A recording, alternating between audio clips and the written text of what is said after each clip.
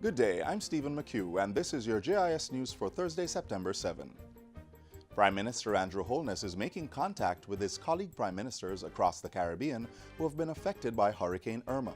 The Category 5 hurricane has reportedly claimed 9 lives and caused extensive damage on several islands, including Antigua and Barbuda, Anguilla, the British Virgin Islands, and St. Martin. In expressing his concern, Mr. Holness says Jamaica is assessing to determine what assistance can be offered to the country's Caribbean neighbors. A statement from Jamaica House reveals that the Caribbean Disaster Emergency Management Agency, CDEMA, has its first responders on standby, subject to requests from national offices in the affected islands. In the meantime, the Foreign Affairs Ministry says it has and will continue to make inquiries to determine the welfare of Jamaicans on the affected islands. Prime Minister Andrew Holness has convened the first meeting of the Social Intervention Committee, which will play a vital role in the execution of the Mount Salem Zone of Special Operations. The meeting was called on Tuesday at the office of the Prime Minister with the leadership and representatives of the various ministries, departments, and agencies that will constitute the committee. Prime Minister Holness urged them to focus on community and peace-building initiatives. The establishment of the committee follows the Prime Minister's announcement of Mount Salem as the first zone of special operations on Friday, September 1. The Prime Minister says social intervention initiatives have already started in the St. James community with the establishment of a special back-to-school fund. The next intervention will be a community services fair to be spearheaded by the Social Intervention Committee this weekend. Managing Director of the Jamaica Social Investment Fund, Omar Sweeney, is Deputy Chair of the committee. Other members will be confirmed in short order. Minister of National Security Robert Montego is once again urging the Police Services Commission to promote the hardworking men and women of the Jamaica Constabulary Force once vacancies and funding are available. Pointing to the demotivation and demoralization facing some members of the force, Minister Montego says deserving personnel should be duly rewarded. In making the call, the minister reveals that there are currently more than 180 available vacancies, including positions as Inspector, Superintendent, Assistant Commissioner of Police, and Deputy Commissioner of Police.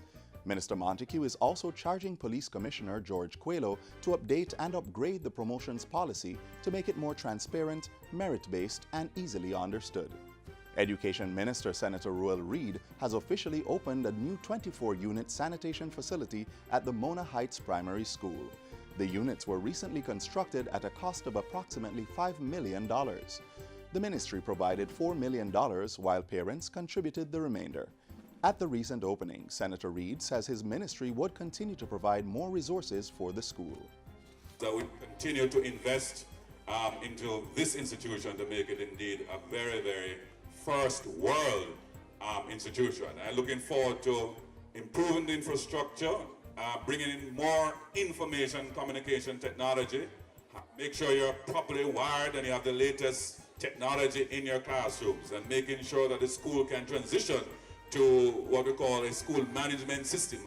And finally, Culture Minister Olivia Grange says there are plans for the establishment of Miss Lou Square in Gordon Town, St. Andrew. The square is being established as a Jamaica 55 legacy project by the Culture Ministry in association with Miss Lou's estate, the Gordon Town Community Council, the Kingston and St. Andrew Corporation, and the Jamaica 55 Steering Committee in Canada. In her message to mark the 98th anniversary of the birth of the cultural icon today, Minister Grange says the Public Investment Management Secretariat has approved the project. A lasting tribute to the Honorable Louise Bennett Coverley. The centerpiece of Miss Lou Square will be a statue of the cultural icon to be completed in time for her 100th birthday. Other activities commemorating Miss Lou's birth included a floral tribute at her grave at the National Heroes Park this morning.